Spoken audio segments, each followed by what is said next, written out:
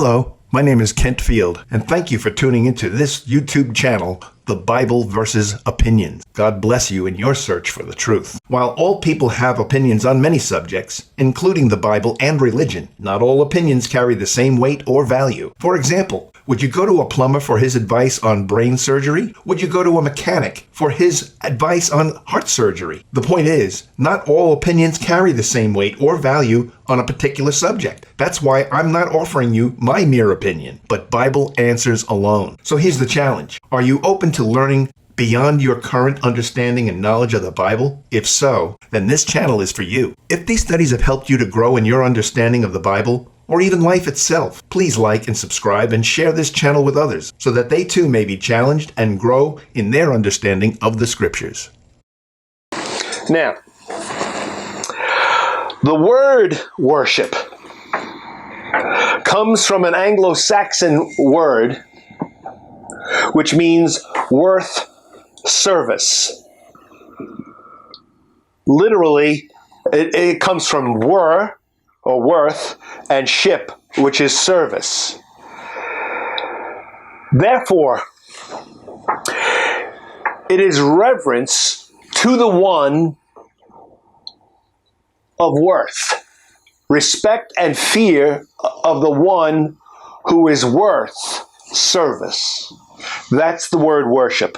So when we talk about worship, that's really important, because people don't even understand what worship is. What are they supposed to be getting out of worship? Is worship a time of Bible study? Is worship a time to hear the preacher? Is worship the time to just to have the Lord's Supper and sit around the table? What is worship? What is your worship of God? So I wanted us to just kind of address these things. There are 9 Greek words in the New Testament that describe the idea of worship in the form of veneration, glory, esteem, piousness, and regard. Now, I'll give you a couple of the predominant or primary. I just made up my own word. Unlike the denominations, I'll just admit I made it up, and I'm going to take it back too. But anyway, the 2 most common words in the New Testament for worship is the word latruo, which the English letter equivalent would be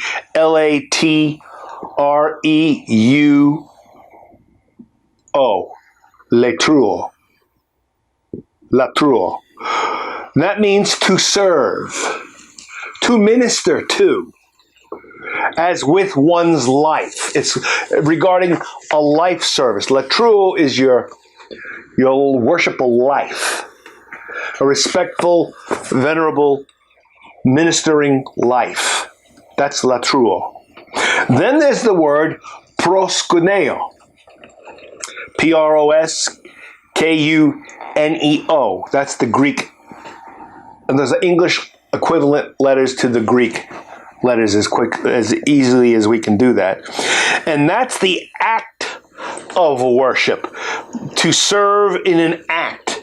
To minister to by kneeling or prostrating yourself, bowing, kneeling, doing homage. This is a specific act of worship. So latruo is your life, and proskuneo is the act or bowing of a worshipful act. Mm-hmm. Okay?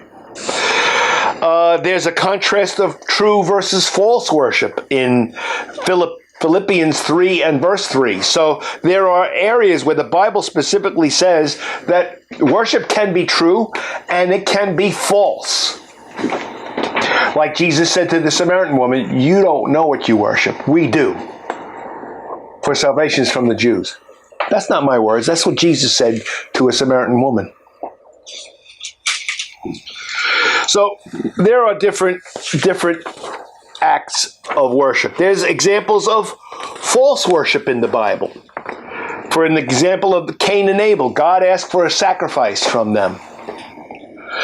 God was pleased with Abel's sacrifice, but he was displeased with Cain. Nadab and Abihu, 2 priests that offered God a sacrifice but offered up strange fire. Fire from a different source than what God had authorized. They added something. It didn't say, thou shalt not do that. And they suffered with fire from heaven, raining down on them. Leviticus chapter 10, verses 1 and 2. And that we'll touch that argument again, where it doesn't say thou shalt not. Well, there's a lot of people that suffered because they took that argument over the course of history. Mm-hmm. Then there's vain worship. In vain do they worship me, teaching as their precepts or their concepts, their doctrines, their teachings, the commandments or the practices of men. Duh. And we just have to acknowledge or find out, well, are we doing that with our worship service? Is there anything in our worship service where we are teaching as our doctrines the commandments of men? And what does that make our worship according to Mark 7, verses 6 through 9? Vain worship. What is vain worship? When you worship in vain, what does that mean? For nothing. For nothing. It's valueless. There's also ignorant worship. The Bible labels some people's worship ignorant. And it doesn't mean it's okay. In Acts 17, this is a really good verse, really good passage. Paul is speaking in Athens on Mars Hill to a group of large crowd of what they called wise men and philosophers, teachers, Epicureans, and Stoic philosophers, verse 18 of Matthew 17. Acts 17. Acts 17. Did I say Matt? I meant Acts. I'm sorry. Acts 17. Acts 17, verse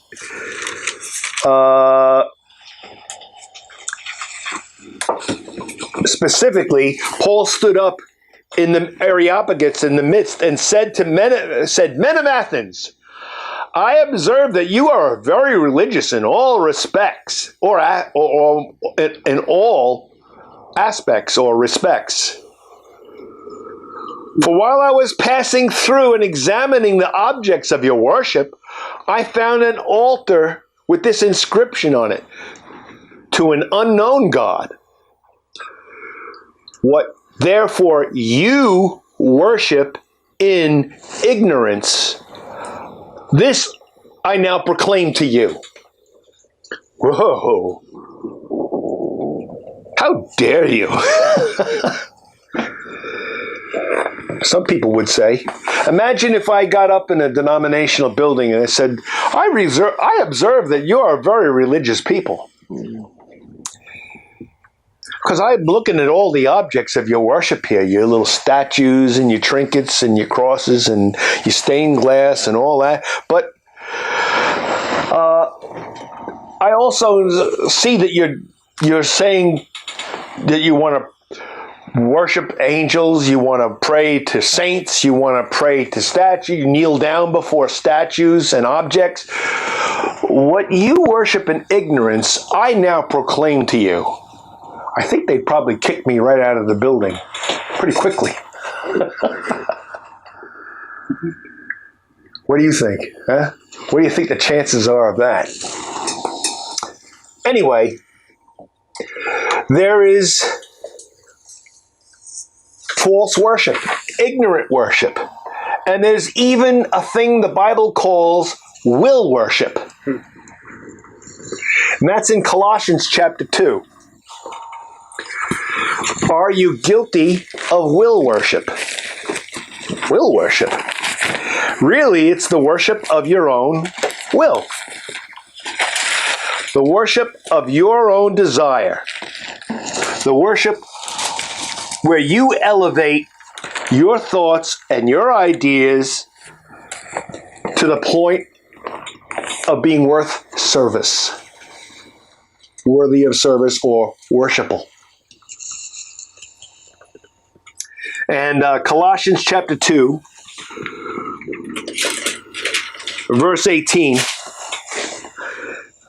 through 23, which will say, "Let no one keep defrauding you of your prize by delighting in self-abasement and the worship of angels, taking his stand on visions that he has seen, inflated without cause in his fleshly mind." They say, "Oh, I've seen visions, and I've seen this, and we need to bow down to these angels," and so on. He says, don't let people do this. "And not holding fast to the head, from whom the whole, that's Christ, through whom the whole body being supplied is held together by the joints and ligaments, grows with a growth which is from God. If you have died with Christ to the elementary principles of the world, why, as if you're living in the world, do you submit yourself to decrees such as, oh, don't touch, don't handle, don't taste, don't touch, which refer to things destined to perish with the using, in accordance with the commandments and teachings of men?" Now, here's the point. Well, it seems very religious, just like the Athenians, just like a lot of people, just like the vain worshippers who teach precepts of men. He said, these are matters which have, to be sure, the appearance of wisdom. Oh, it just seems so wise and spiritual and has a good foundation and a good reason.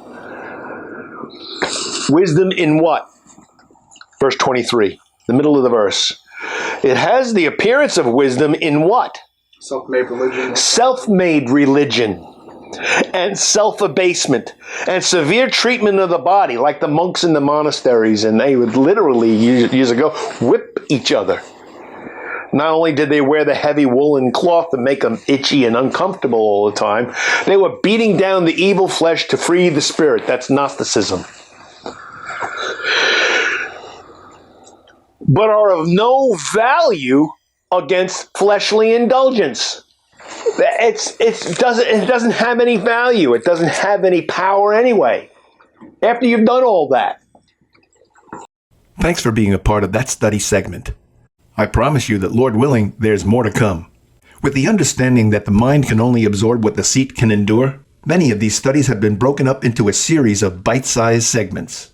So be sure to look for the next segment in each Bible study subject, so you won't miss out on any important information. Please like and subscribe if you feel that this lesson's helped you, and God bless you in your search for truth.